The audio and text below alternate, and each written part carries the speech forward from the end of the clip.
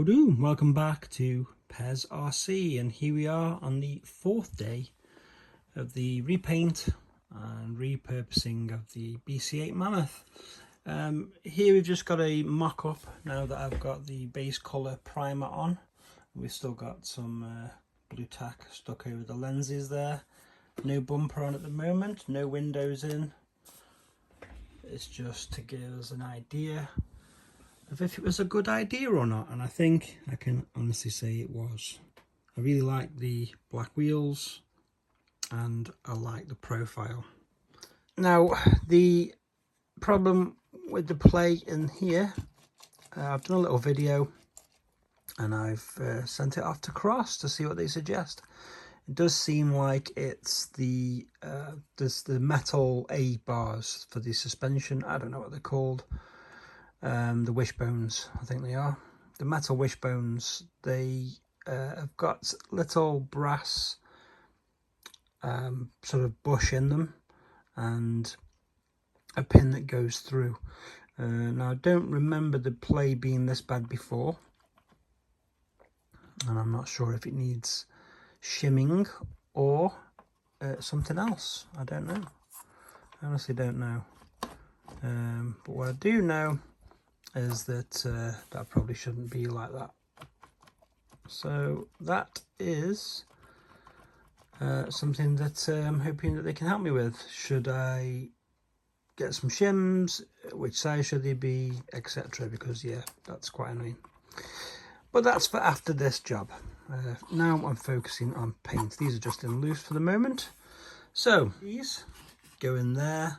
And for now, I'm going to leave them red along with this one because I'm going to do all the weathering that I need on the green parts, see how it looks with the red parts in, and if it still looks a bit odd, then I'll paint these green and just blend them away. But I'm hoping that they look okay because I kind of like a little bit of colour. And red and green should not be seen except upon a fool, apparently. So that's always good. Now I'm not gonna do the next part, the spraying on the vehicle, because it means I've got to mask stuff off. So what I'm going to do is I'm going to I put all these on now. These are all fastened on. I'm going to modulate the whole of the main body as one piece. This is a separate piece anyway, so this can be taken off and modulated as one piece, so that's cool. And then I've only just got to be careful about how I do this. So I'll bear in mind how this looks when I do that, and try and do every process that I do this on this, along with these, to get them to match. And if I paint something on this, obviously I've got to have this in place to make it go down on that. Okay, I'm thinking, I've been putting a bit of thought into it, which is unusual, but I'm thinking I might go for, because this is a very light green, and I did this purposely because when we're going to be using a lot of filters and washes and other colours for the modulation, it can make the vehicle go too dark sometimes. So sometimes it's nice to start with a lighter colour. So we're going to have I'm going to try to do some shading with the airbrush, some dark shading around some of the panel lines to give us some artificial shadow, and then I'll use some highlight, one highlight colour. I'm not going to go mental. One highlight colour to try and highlight parts like, for example, here and here, the flat surfaces that you can pick out, and blocks in the middle. Once we've done that, it will look really strange, and then hopefully when you fire a filter on it, it will pull it together. That is the plan. And this is part of the fun on doing a paint project, because I never know how it's going to turn out. I've not got a set playbook that I use which tells me, oh, do this, do that, do the other. I use what colours I've got available at the time. Luckily, I'm quite well stocked out from other hobbies that I do. So we can hopefully find a nice contrasting couple of colours. after we've done those stages, and this is, we're just thinking main colour for this, main colour and shadows and highlights. It's all we're trying to do. We're trying to replicate how natural light would fall on a larger vehicle, but we're trying to do it in scale. So we're trying to get rid of the flatness. Now if you look here under this fairly intense light, you'll notice that you are getting a kind of effect. You're getting light parts on here and on these rims here, and it is picking out some of it. But with the paint, you're trying to accentuate it more so that at a distance it will still retain the scaleness of the vehicle. And that's the difference between making or for stopping a vehicle look like it's a toy. Now this is one of the issues that I had with the previous color scheme, because it was a lot of sort of pastel colors, and it is quite difficult to weather them and still make them look real without going down the sort of really worn route. And I didn't want it to look like it was old. It was supposed to be a new sort of high spec support vehicle, whereas this, we're going for a grimy in the field military vehicle, and this is where the fun of the weathering is. Okay, so after we've done the stages of I'm just thinking at the moment base colors, base modulation of the color. I'm not going to go for a camouflage as well, because I know I mentioned that before.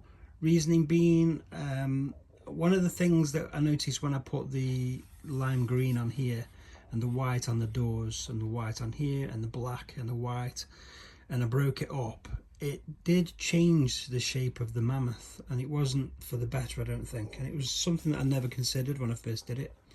I think it always looks better on the Mammoth to have that huge block.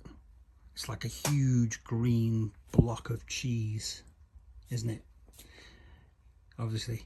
So yeah, I'm not going to do the camo because camo intentionally breaks it up, and I'm going to go for this as it is now. And after we've done the base colours and we're happy with that, what we will do is look at some sort of subtle weathering. So we'll look at oil spots and we'll look at worn areas, and we'll start picking out some details like that. And then we'll use a few some pin washing to get some wash in specific places, and then hopefully after we've done all that, it'll look kind of real. I'm hoping. So anyway, let's get on with the airbrushing. Okay, now the first thing I'm going to tell you, and you're going to be not interested, but I'm going to tell you anyway. If I can take it off, you're going to need. You should always be wearing a decent respirator and changing the filters on it regularly, because like somebody else I've been watching said, if you're spraying it, it's going to be in the air. And it is going to be in the air and you're going to be breathing it, so it's not going to be pleasant for you later on in life. Anyway, I've told you now, get on with it. Obviously, it's very difficult to talk. I'll probably just not have anything on it. Using the old Badger Sotar, excuse the fact that it looks like a piece of crap because I don't look after it. What I'm going to do is I'm going to use this underside here as a test bed. First colour I'm going to test is this Japanese green. I don't know what it's going to look like. I'm going to do a little bit of a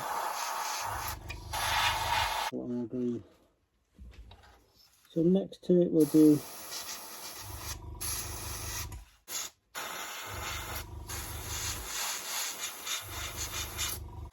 I think the green is too green, like I thought it might be. The Russian green is kind of brown,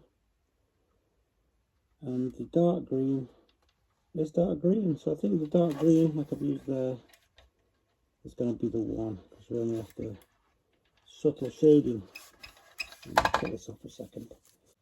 The problem I've got is that the base colour is a rattle can primer army painter like you've seen before, so I can't really control it properly like I would with an airbrush. So my theory is, if I do go too heavy with the shading, or it looks a bit too much, I might, from a distance outside, I might just give it a dusting of the base coat just to help filter it a little bit before I apply the next steps. But that's always a fallback we can look at. Anyway, let's make a brew.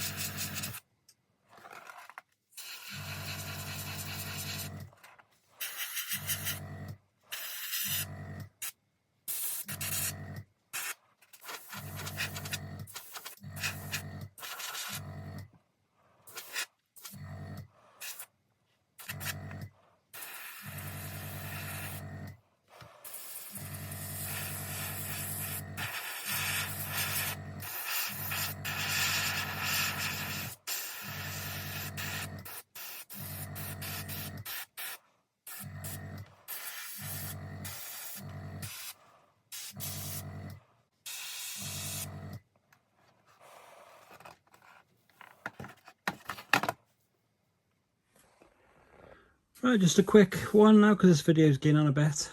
Just put it together quickly just to show you the shading.